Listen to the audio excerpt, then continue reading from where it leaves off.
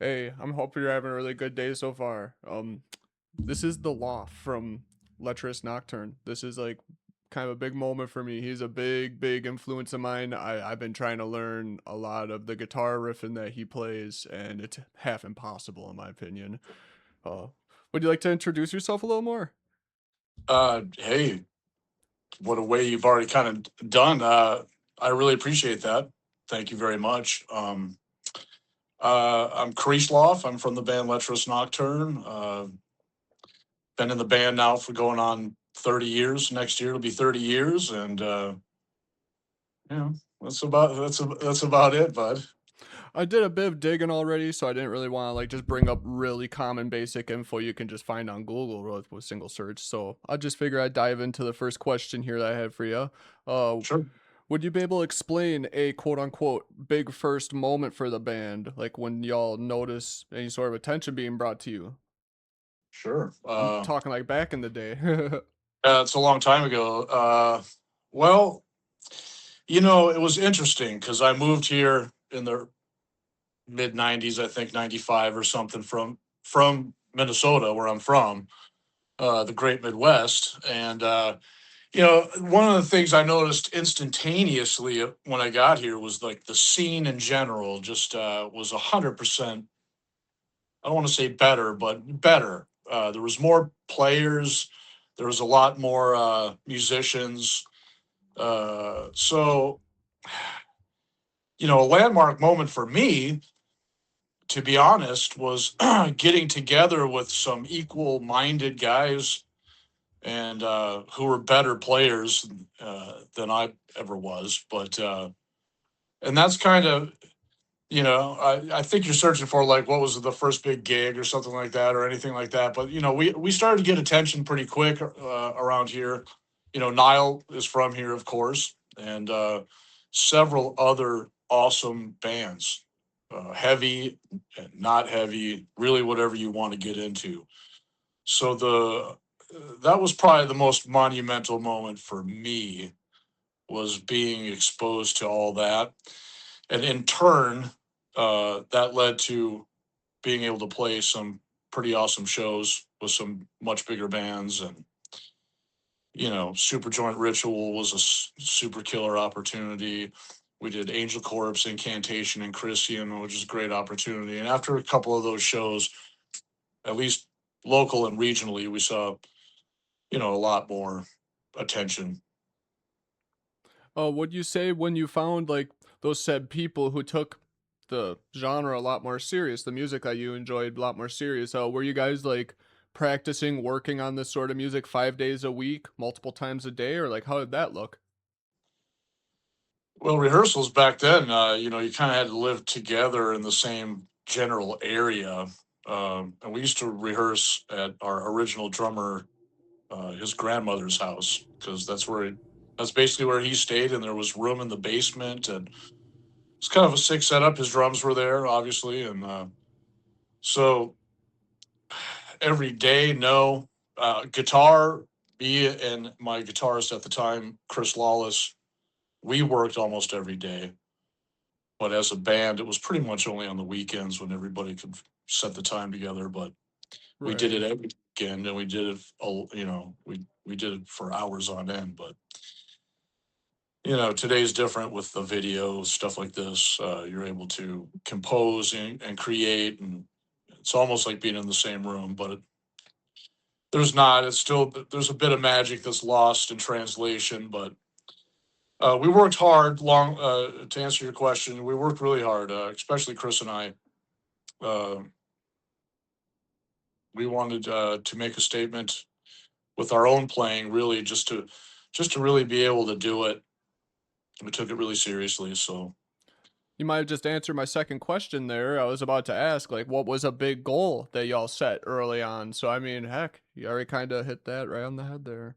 Um, well, our goal was to really just be as tight as we could be as a band. Back then, the goal was to be as fast and as tech as possible as you could. Uh, that goal has shifted, of course, at least for us. I mean, we had our moments, I think, on the earlier albums where we achieved a couple of pretty savage moments, but it wasn't until just recently, over the last, I don't know, 10 years or so, that I think our goals have changed as far as the music is concerned. How we write, what we write, what the goal is to write a better song and not just a super sick series of riffs. If that makes sense. Well, I mean, with that new song Fission, it kind of still feels just as savage as before. So I don't know. You guys are still hitting the mark there. Well, when I say savage, excuse my phone there. Let me turn Uh, that off. hey, no worries. I could barely hear it. Yeah. Uh, really, by savage, I mean, like, just because you can play super tech or super fast or whatever in this day and age, metal, this style of metal's been around for a while now. And there's bands out there that are incredibly fast and incredibly skilled and technical. But I find myself having to really listen hard to find the emotion or the savagery that I'm looking for. The ferociousness in the music. So that's our goal. That's why I enjoy about Lecherous Nocturne. It's not just like vomit, absolute vomit riffs. It doesn't just go over your head, you know. There's still a bit of class. There's still a lot of style, and a lot of personality to a lot of the riffs. Obviously, it kind of still sounds like a tornado being whipped up. That's how I've always described your music to one of my buddies. I won't really get into that, but I have lots of weird ways of describing the music that I listen to everybody around me because it just I don't know, everybody just has very bland and basic ways of describing this music, and that's why I'm not a big fan of even the genre names because every band kind of has their own little place. It's kind of crappy to lob them all together. I mean, you kind of have to today because there's legions of bands out there. When we first got started, there was plenty of bands still, but it was different in the aspect of you could instantly identify who they were just a few seconds of listening to them. Today, technology. I don't know what's responsible for it. If it's just a hump in the road or something uh, in the evolution of extreme metal, we'll call it. But like, I don't know, man. All the perfect snapping drums to grids and all this shit. A lot of bands end up sounding very similar, if not almost identical. And it's a variety of things, right? Guitar players have to have their own sound, and the frontmen have to have their own unique sound and voice to them, or else you just kind of get lost in the fray. That's for sure. I've noticed that a lot recently with the sort of worship sort of bands, I guess that's a good way to put it. All these bands that want to sound like another band, and that's actually the goal. It's not just like something people are like talking crap about. So I appreciate a lot of that sort of music, but after a while, it just kind of feels a little redundant in a sense. I agree.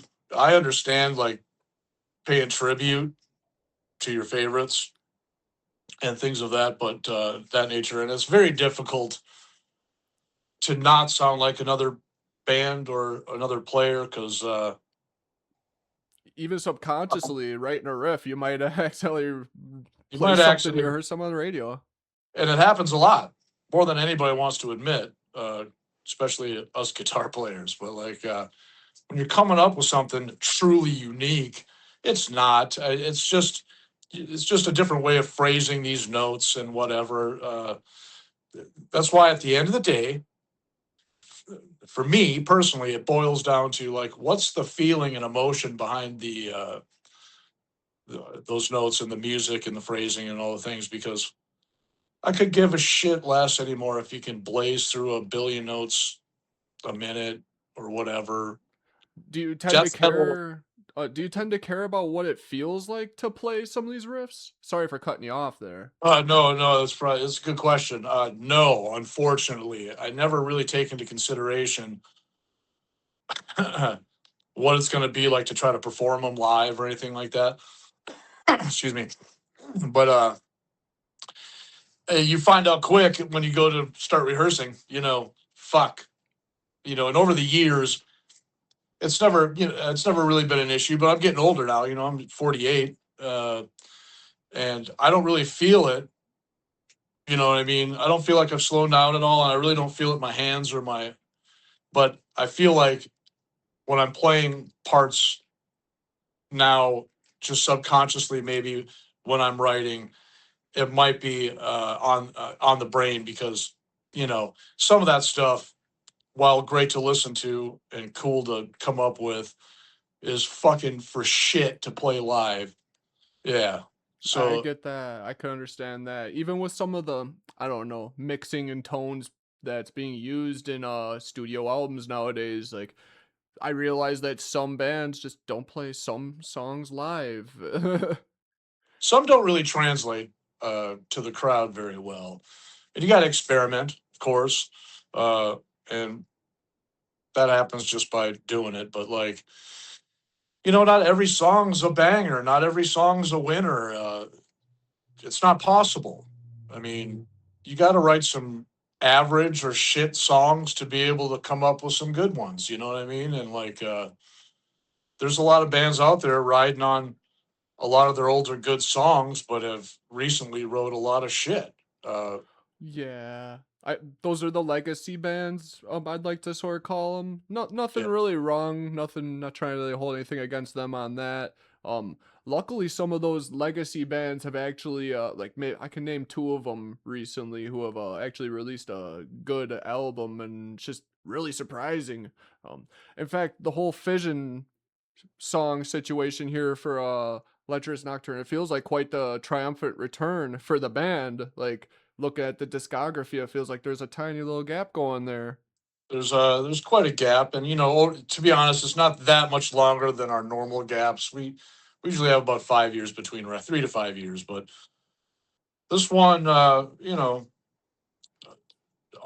of us, me included, the last 6 years was pretty brutal for a variety of reasons. And it wasn't COVID, for me at all. I gave two shits. I had to work through it just like anybody else did. Uh, but it was really a lot of personal shit went on with all the individuals in the band. And to be honest, I wasn't sure if I even really gave a fuck about doing it anymore. You know what I mean? I kind of reached a point in my life where uh, I felt like I had done most of the stuff I wanted to do as far as this is concerned in a lot of ways. Like, I've played with a lot of my heroes, I've toured with a lot of my heroes, and I've gained respect from a lot of my heroes. And to me, that is the reward. Monetary is bullshit, as we all know. It's a good thing I don't have to work uh, playing music to make my money. That would really suck. But I know a lot of guys that do. I don't begrudge them, but I know what that is, and it's tough because you got to get paid. That mortgage has to get paid, and it's a difficult business to be in. You got to either stay on the road and be a glorified T-shirt salesman, or you better be grandfathered into a pretty sick fucking contract where you're still getting paid for sales. Uh, so it's one of those things that it's either for the love of the craft and the art, or you're kind of just in it to have fun, and I don't. That's cool too. You know what I mean? Or who It's knows, all it might be a little crazy. I'm might be sure a some little people are. crazy. Yeah, and trust me, there's no shortage of lunatics in this business. That is 100% for sure. Uh, I have another question here for you. It's something that I noticed, actually from another one of your interviews, but I kind of just wanted to check in on this one. I kind of heard that you don't read or study any sort of sheet music, as do I. I've just kind of learned through trial and error, totally. Has this changed at all over the years or over that time? No, I don't have the I don't have the patience. I'd rather be I'd rather be playing or working through a riff or something than like studying sheet music, and that I didn't come into music like that either. So, and my brain really doesn't work that way. I know a lot of cats do, and good for them. They write awesome shit too. But like, man, I always try to emulate the shit I thought was cool and the players I thought were fucking awesome. You know, like Gustafson from Overkill, and Hanneman, Hetfield. So You I'm know, assuming that you like to just like learn 1,000 or 2,000 songs and such, just playing for fun, and then obviously at some point you're like, hey man, I want to make my own riffs. I want to make some badass wall crushing riffs. And I'm assuming that's kind of how that came about. I'd kind like of to how it think. went. And back in the day when we had tapes prior to CDs, uh, I would tape over the top with masking tape because there was like these little protective tabs on these tapes, right? And I used to take a Metallica tape and record to another one, like my favorite riff or two off a song, and take like an Anthrax tape and do the same thing and try to put them all together on this other tape of like a series of riffs that I thought would sound cool together, but they just so happen to be from a bunch of different bands. Little did I know that at the time it was like, arranging stuff. And to me, that's it's equally as important, if not more important, than like learning or knowing how to play your instrument. So like learning music and learning, and I can read tab, but I've never Right. did past that. Yeah. I It's mean, feel and emotion, and once you get it, that's the triumphant part. I mean, the rest of it, I'm not interested. that's totally fair. I get that. Here I'll get on to the next question, so I'm not boring you about like sheet music and stuff like that. I already know that you play BC Riches, you use EMG pickups. What other equipment do you rely on? And heck, use this as a chance to nerd out about any of your gear or instruments, dude. I'd love that. Well, I'm actually kind of a basic guy, to be honest. I play. This one's just sitting right here. I play BC Rich guitars only because I'm stuck with a flying V shape. My brain doesn't like cutaways or any of that shit in the way. It's visually kind of fucks with me, always have. So now, sitting with a V and playing a V is so natural. So The problem ergonomic. there's that, and the problem I've had with not having anything else but BC Rich is, the bridge is an issue for me. I played Floyd Rose for 20 years, and man, it did nothing but piss me off.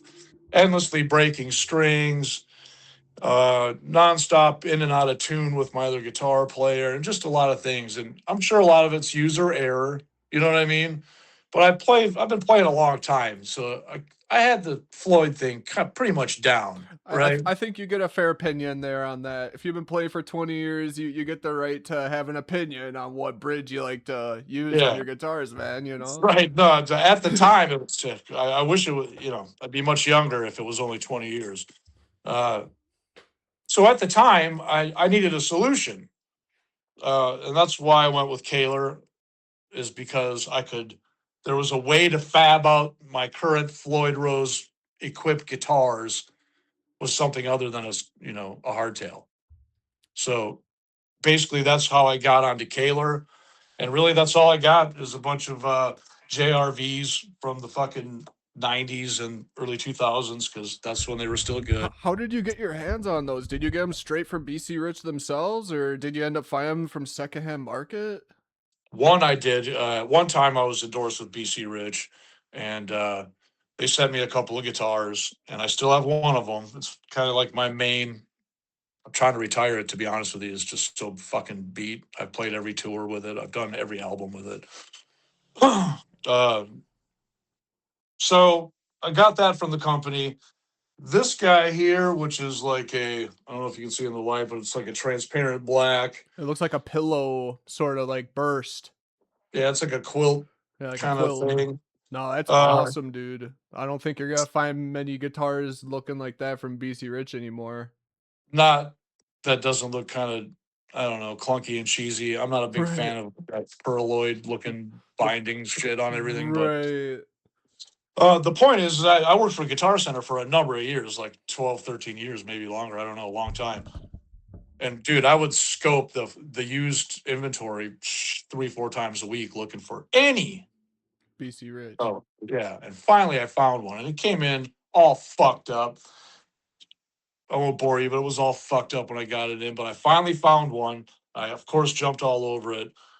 And again, I'm trying to retire it. Like I've got a O'Brien over here in the corner. Oh wow. I don't think you've ever shown that one off, man. Maybe you have.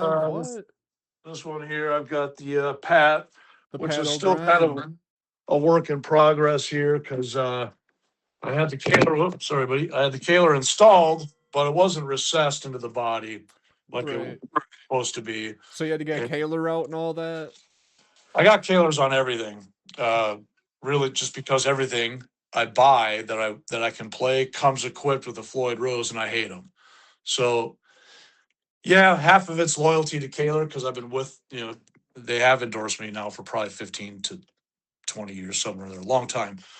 And that's really my solution for Floyd Roses is this Kaler. But I'm trying to really retire all these guitars and get with a uh, really any other company that will make a just a fucking hardtail, man. I just want a strung through the body hardtail. I'm a riffer. I don't solo at all. Good thing because it's fucking terrible. So I just need some basic shit. And on top of basic shit, I use uh triple Rex. I run a couple triple Rex. Right now it's all kind of broke down and shit from Milwaukee. I haven't really put it all back together yet, but I'm endorsed with Arachnid cabinets, so these are my specked out cabinets through them. They're fucking tanks. I love them. They sound fantastic. G12K 100s are the Celestian speakers that I use in them. I've been using those for years. I used them in my old Vader cabinets when I was with Vader still. Um, so man, like I don't really have any sort of crazy setup. I like throw and go. I like to be able to fucking plug my guitar straight into the amp and not have to have pedals or And none of just that fuck rip. and just rip. All that being said, for Milwaukee, I used a Nano Cortex, which I'm pretty new to all this shit because it always sounded like fucking ass all these years, but now it's caught up. It sounds great. So I used one of these Nano Cortexes because I don't want to lug a bunch of heads and shit just to, just for like a 25-minute set, man. It's just kind of like so me and Ethan, my other guitar player, we decided that this was the route to take because James, our bass player, he's on this stuff still, man. He keeps up with gear. He's very in tune with. It's just one of his interests outside of playing. That's an Uh, expensive hobby, man. Shoot. it is so, but for me, like I find what works for me and I stick with it. That's why I've been using 81 EMGs. I mean, how dated? It really dates me because, but it's what my ears are tuned to. It's what works for me. I use 13 through 62 fucking what light baritones. Uh I definitely just switched over from in tune guitar picks to Lunar, Lunar right. Black Those and lunar picks are pretty sick. I've been thinking about actually getting some, strangely enough, because of you. And I'm trying to remember. I don't know how to pronounce his name. Finance Dream. I believe he's oh signed sure. with them too.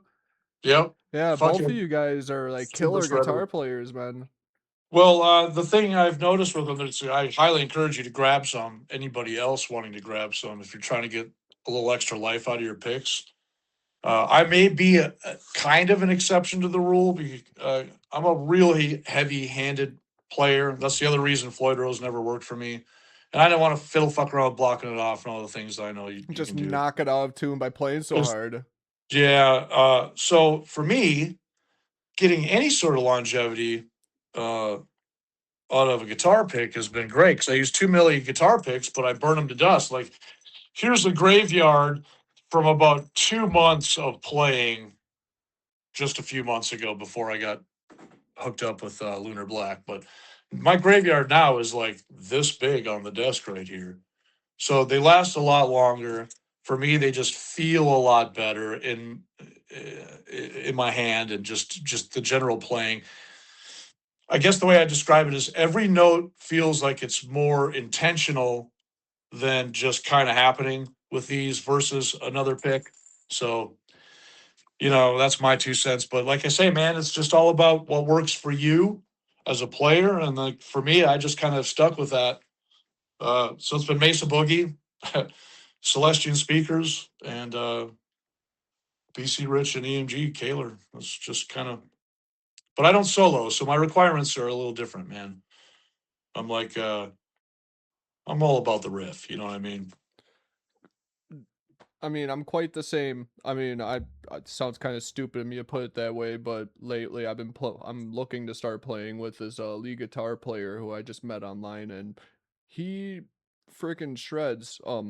I don't even know if I'm gonna be able to keep up with him, but yeah, I kind of already determined that I'm just a rhythm player. I'm trying to kind of follow in the same footsteps as you, man.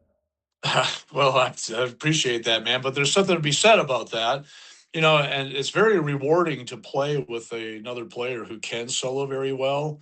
Ethan can solo very well. It's never been on an album until now. There's a few solos on this next record, but to play with somebody who can do all that kind of stuff and make it very musical and all the things, it does nothing but make you a better player for one and tighter for two and all the things. But like, I don't know, man. If you have a scientist kind of at every position in the band, at the rhythms, at all your leads and all the things, your vocalist, bass, drums, etc. Like you can't hardly go wrong. And if you position yourself as a player personally with a bunch of other dudes who are way better than you are, as good if not better, for sure. Better is better. You only rise to their close to their level, You right? gotta at least That's rise to the occasion, even if it's right. just for a day, just to like gotta try to impress, man. I don't. And I that to be that's all that's the benefits of touring anymore. It's more for the craft if you're thinking about it. You're playing not only night after night with your band getting tight as fuck, but you're also surrounded by other musicians who are fucking awesome in other bands. So it's really like opening the door to a whole different level of learning uh, what your craft is, what your role is within the craft, and all these things that you don't really get by just like doing local shows or jamming in the garage with your friends.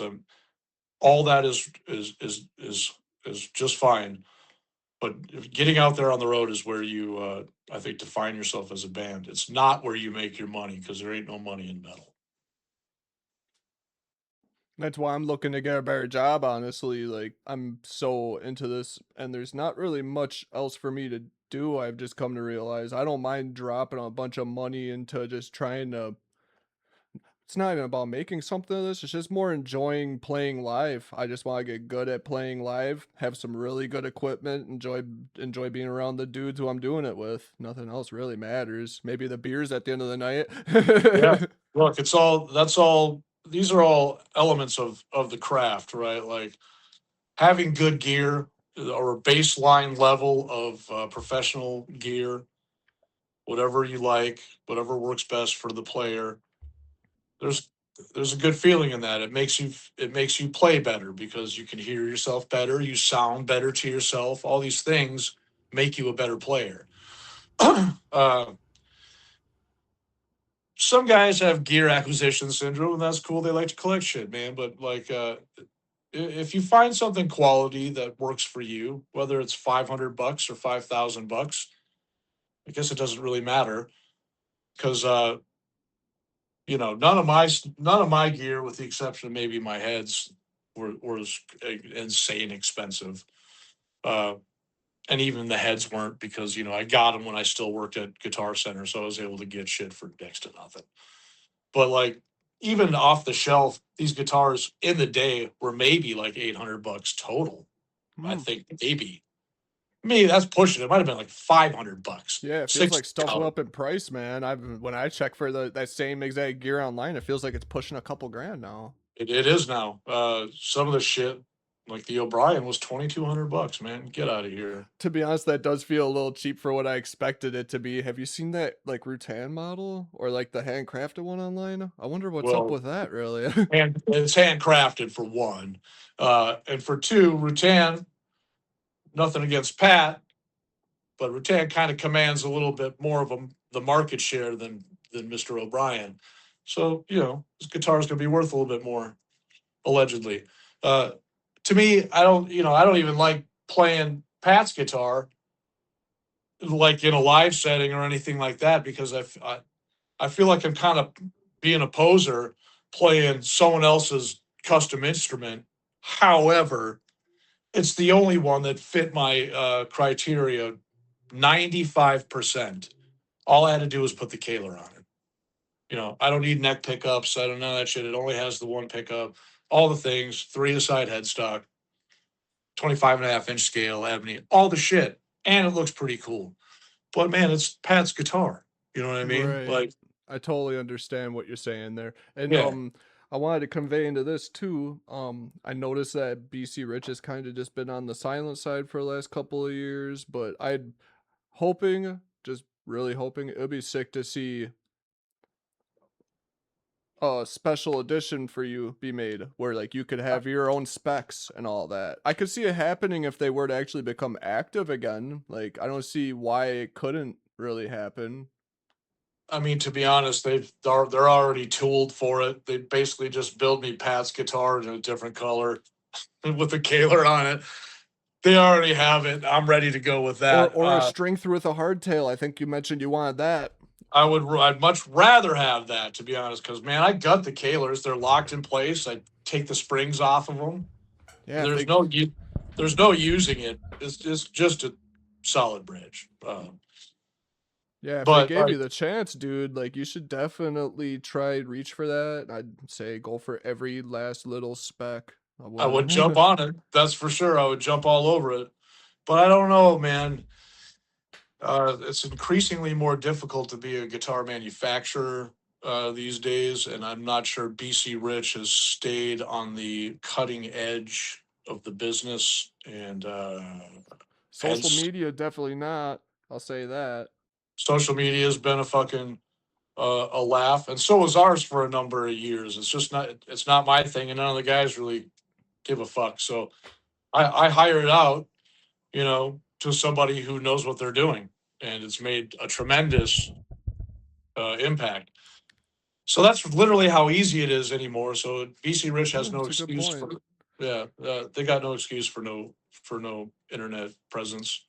And to be honest, I'm not sure they're in touch with their players or their fans because they keep putting out this shit that looks like a Schecter did.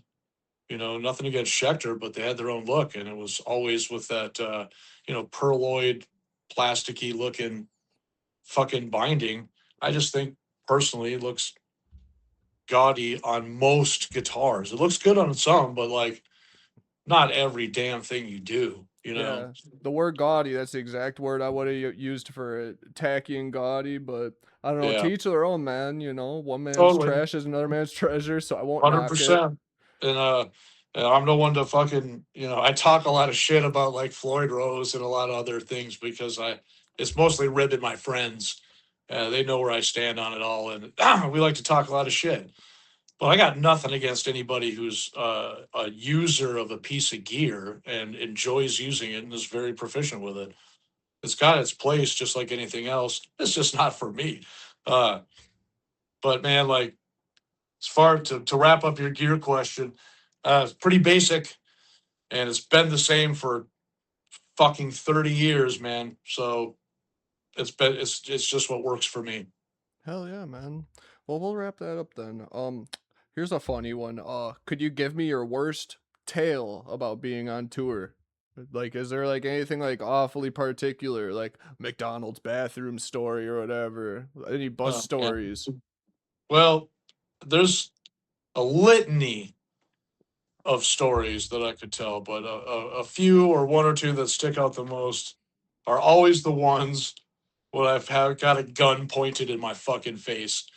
So, and I've had cops pull a gun on me on tour on 4 separate occasions over the years, and I'll tell you about two of them.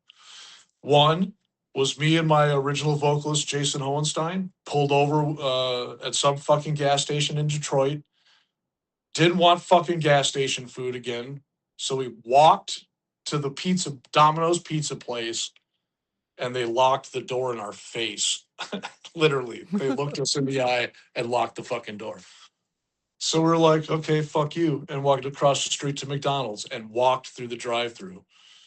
So by the time we get through the drive-through, like 4 squad cars pull in front of us, and all of them are fucking pointing their guns at us. All of them, and they're like, "What the fuck?" The pizza place called them and said we tried to rob them. Said we tried to break into the place, which of course we did. Man, we pulled on the door like this and fucking went about our business. Uh, and the cop was cool. One of them was really cool. He's a metal fan, so he sent all his fucking buddies on. He's like, "I got this." We just got our food, and he says to us, "So you want to fuck with your buddies or what?" And we're like, "Yeah, absolutely." So he says, "Get in," and we get in the back, and it's right up the road. So they're inside eating. They don't see any of this shit. So he rolls up hard on the van, man. Lights, fucking pulls up right in front of the motherfucker and gets out with his flashlight. He's looking in it. And James, he just gets up and starts heading out because I don't know what he was thinking, but he was thinking he's going to go tackle this shit right away. And we're in the back, like acting like we're fucked, right? Yeah. And the cop says a bunch of shit to him and then starts fucking dying laughing, lets us out. Off we go straight away. So that was kind of crazy. Another one, it was in Chicago, not nearly as fun, man. We went down the wrong way somewhere, and he grand theft autoed us, pulled up in front of our shit with his lights completely off until he got in front of us, turned that shit on. And man, I swear, memory is what it is, but I swear, his gun was out with the first step he took out of the car. And it was like one of those dirty, hairy, like fucking 6-inch barrel something. And as all he said was, "Well," and that shit was like in my face. And I was in some van with all the guys. All I did was show him a tour poster and say, "We're on the road, we're lost." And he was cool. But several times have cops, 4 to be exact, 5 if you include the Mexican border. Uh, so you got to, we started touring back before everything was on your phone and fucking GPS. You still had to download shit, update shit. You had a map. A map, dude. Like we've made some mistakes, we'll say. You know. Tell me the story about being caught up at the border. Do you end up having to pay them, man? No, I couldn't believe it, man. We're smoking joints like crazy, of course, because what else do you do? And like, I don't know. We were heading somewhere out of Texas and we came upon the border somehow, man. And we roll through because you can't turn around. And they got real guns. They got like fucking ARs and all kinds of shit and the dogs and all the things, dude. And I'm thinking, well, it's been real, boys. Like, Yep. See you in like 15 years. yeah, it's been real. And same kind of thing. Told them what was up. They could obviously smell the weed. The dogs were going crazy. Showed him the tour poster and asked if we could turn around, and the dude was like, "No." And like let it sit for about 30 seconds and then started laughing his ass off. And he's like, "Yeah, man, turn around over there." Damn, dude. Yeah, so we were like I'd be pretty holding much my thought breath we the were whole fucked. time. You know, we smoke a lot of weed and we like to partake with fucking weed. So it leads to some interactions. It's bound to happen. We've had quite a few Canadian border, Mexican border, and everything in between. You're gonna deal with cops, so be ready for that. And we always have. We've never had any we've never been busted for anything. It's just fucking weed, but they will fuck with you still. So it's Yeah. like It's scary no matter what, man. Like, heck, even if you don't got any of that on the bus, you could have just smoked it and then you smell like it, then you get harassed. So, yeah, I get what you mean there, buddy. And we're not Um, high asses like going through the Canadian border. We're not bringing U.S. weed to Canada. Their weed's so much fucking better. We smoke it. We fucking vacuum the van 12 times. Everybody goes through their shit. It don't matter, bro. hey, well, that's So you're smart. right. You guys, Yeah. you guys definitely keep up on your crap more than me. I don't even think to vacuum. Okay, I'll get on to the Well, next question though. Um, you mentioned Milwaukee Metal Fest. I really yeah. regret missing that. I wanted to see your band. I wanted to see Monstrosity. It's the only reason I would have bought tickets. Give me your point of view on how that all went. It looked like an awesome day, man. I saw your posts. So Fest can go one or two ways. They can either be really awesome or they can fucking really suck. And they can suck for a variety of reasons, mostly logistical bullshit, rushing, hurry up and waiting, all the things. But Milwaukee, we played a few fests, Maryland and all the things, and Maryland was cool and all the things, but Milwaukee was something different. Hey, boy. Uh, Go on. Milwaukee was different in the fact that there was a lot of different style of bands, which I prefer that. I like being the heaviest band in the room kind of shit, if that makes any sense. Not that like themed festivals aren't killer, like Slam Dakota and all those things.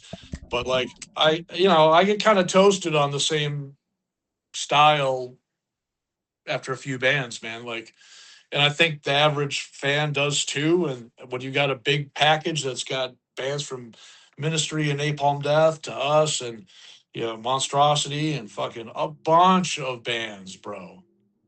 Fucking a bunch of castrator. That's I think is the most value for the the fan, the listener, the guy that's attending, buying tickets. That's the most value. So I thought it was very well organized, very well run. Jamie does a fucking hell of a job. He brought it back from the dead. Everybody knows Milwaukee had been dead for a long time, so he's done a really good job, and that reflects in how it's run and how it's attended. Yeah, Excuse me. So I had a great time. it Yeah. was it was such a large lineup that like I was joking with my buddy like, dude, they could have only done 2 days and it still would have been a bit too much. Yeah, that's the other side of the coin, man. Is like you got to kind of go in with a game plan on what bands you want to see and map it out because sometimes they're playing at the same time and Right. whatever. It's almost like an amusement park or strangely enough, how much time do you got in the day and like who's gonna be playing at Yeah, what time? You might miss Obituary is headline, who am I saying? But like you yeah. might miss one band if you go and see another is more so the You point that might I'm miss making. a variety of them. You really got to pick and choose, and I think that's what he had in mind. Obviously, because there's only so many hours in a day, and every band's got to play and do their thing. They do a good job on rotation and setups. It wasn't like hurry the fuck up kind of vibe, and you didn't feel like the sound guy doesn't give a shit, like it's just a job. You didn't feel like any of that. They gave you enough time to get your shit right so you could put on a show. And really, as easy as that sounds, it's not ever the case. So like, hats off to Jamie, hats off to the fucking crew, all and everybody. You know, Robin Mason, castrator, and general, we'll say, living legend in the metal scene today was part of it and was really helpful with a lot of things and just like so the core was there, if you know what I mean. The individuals involved in the players definitely had an impact on how well everything moved around. So it was a great time. Should have been there. Yeah, dude. I saw that I was able to get like buy one get one free tickets back in like December for $60, but like there's like nobody on the lineup at all yet, so I wasn't sure what I wanted. Sure. By the time I knew that I had to go, well, for one, I had my work schedule out, and then two, it was like $160 for a ticket. So like, Yeah, man. oh, dude, crushing. That sure hurt my feelings, but I hope Well, that next time around, if not. let's just say in these next few months, I even if I gotta go out of state, man, I plan to see all live. I plan to even see all the other bands that I missed out on live. Well, you more than likely see us up that way again here sooner than later, to be honest, because we plan on doing some uh, live shows, more of a boutique thing. It's of my opinion that the old model of touring, or the current model, which is very old and antiquated, may I add, uh, I think it's dying. It's kind of on its last breath, and uh, I'm not going to really run that model for this band anymore. We're going to play select shows, select shit, and with select bands, and that'll be how we ride out the rest of our career. But Yeah, there's uh, so many venues that you should be able to choose whatever you want. I'd like to think you shouldn't have to like, worry about all them details. Or maybe I just don't know any better there. well, I appreciate that, but Lecherous is at best, I think, a mid-level band, and will probably be a mid-level band always. I'm totally fine with that. I'm lucky and fortunate that I even got this far in the business, 100%. So it's not really about that anymore. Unfortunately, it's about numbers on the computer screen and how many likes do you have on your shit, and it's so the opposite of like, is the band good, right? We don't need numbers I feel like to it's the tell you. opposite of what the fans and everybody should stand for. It should be more about release a legendary song or release Yeah, a legendary album, hundred Do percent. the metal god stuff. That's what it's about. That's what it's always about. And that's what it should always be about. But the game is not in favor of the musician and never has been. And everybody knows that in this day and age. The internet is what it is. But man, like, I'd really be wary as a artist today if I was coming up and that was my focus. The way things are now, you don't need a label for a bunch of shit. Uh, Basically nothing. They're a glorified bank that loans you X amount of dollars to produce a product that they in turn can either push and sell and promote properly or not, right? And most of the time, unless you're their bigger selling band already or whatever, you're on the not list. And to me, that's a lot of effort and a lot of you know, A lot of commitment wasted, I'd say. yeah, a lot. So to me, today you don't really need it. You need a good manager and you need a good booking agent if your goal is to play live. You need those two things. Manager will find you a internet guy if you're not savvy. Uh, you don't need any of this shit anymore. So I would be real weary as a new artist today, thinking, man, my goal is to get signed to whatever records, okay? Because it doesn't matter, dude. If your music is good and you're in it for the right reasons, the right people will hear it, man. It's just how it works. So like all these numbers, all this bullshit on, if you want to play the game, you're gonna have to do a little of that. Fortunately, I'm pretty far removed, but you can't really call what show you're gonna play anymore. Those days are kind of over. So that's why we've moved to this different. We're gonna do more select shows as opposed to like, are we even in the conversation for X, Y, or Z tour? Because if not, I'm not interested in living in van at truck stops every night just to play a bunch of B and C markets to people that we've already played to 100 times. If that makes sense. That's a totally fair opinion there, honestly.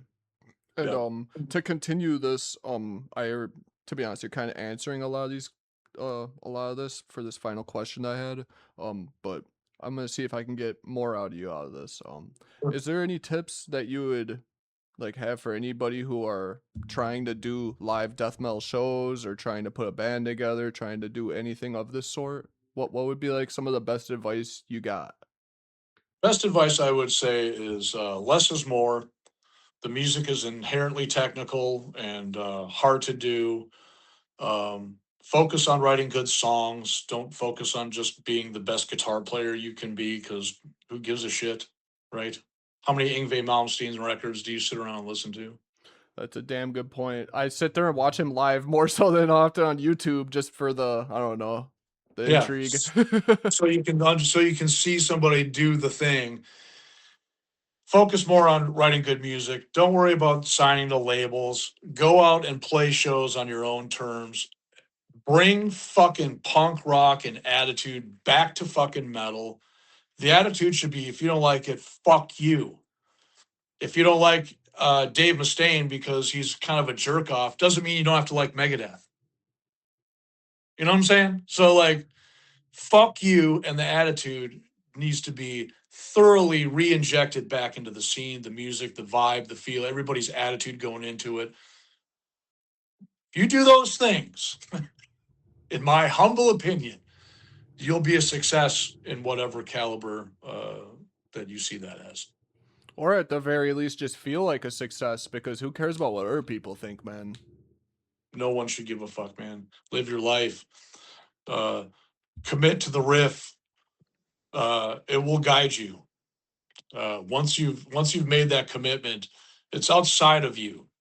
Uh, it's not something that you really control, even though a lot of players out there want to act like it's them that's doing this shit. And in a sense, you are physically doing it, but dude, that shit is downloaded from the gods. You've got to be receptive first, second, committed, and third, if you want to go all the way, uh, you got to pretty much sacrifice and suffer your whole life. So those are the things if you want to be a good player. Fuck the rest of it, man. Well, And thank I'll, you for the great advice, man. No, honestly, that is pretty motivational there. That's something I'm gonna think on for a while, and I'm gonna try and actually make some effort at what I do. But well, you are the future, my friend. It is the players like yourself and the people like yourself uh, that will combine the uh, the old ideals with the new ones and make a future for all the next line of players to continue the craft. Because without you and guys like that, it's dead. well, I don't know. I'd really hope that this would all continue in the way that I'd like to hear it because I'm not a big fan of all the new stuff coming out right now and what everybody else finds popular. But yeah, we can hope for the best there. To be honest, I'd like to think that bands like you still have a great chance. The a lot you say that you even said it yourself, oh, we're kind of at a mid tier. Well, to be honest, I'd like to think that a lot of those mid tier bands still have a giant, great chance of having massive amounts of success just like bands at the caliber as like Cannibal Corpse. Um, for instance, look at like Immolation lately. This recent album seemed to be kind of big for them just out of nowhere. Maybe their biggest, honestly, with all the push of it. I could definitely see the same thing coming from a band like yours or any other band that would be considered like any step below a Cannibal Corpse. Just gotta push for Well, that and have that like I guess mindset. It's like a it's just nice manifestation. to be in the conversation and mentioned with those legends and such greats. We've toured with both those bands, both legends in their own right. But Cannibal Corpse, when we toured with them, were already who they were. Where Immolation, to me, has always been what we're talking about as the Immolation today. They've always been the gods. Uh, but they haven't been that for everybody. So I don't know what's happening if the listeners are starting to develop more and getting kind of caught up with what a lot of musicians have been doing for so long, or what. It's I don't like know a what's new happening. school of the old school. A lot of people have described it. I think that's kind of a goofy way to put it, but it definitely gets people thinking in that sort of mindset. Rediscovering a lot of stuff that, was amazing in the past, but these people are still releasing amazing stuff. Immolation is definitely number one on that list. Just like everyone else, I've got my favorite records from those guys, and I remain friends with a couple of those dudes to this day.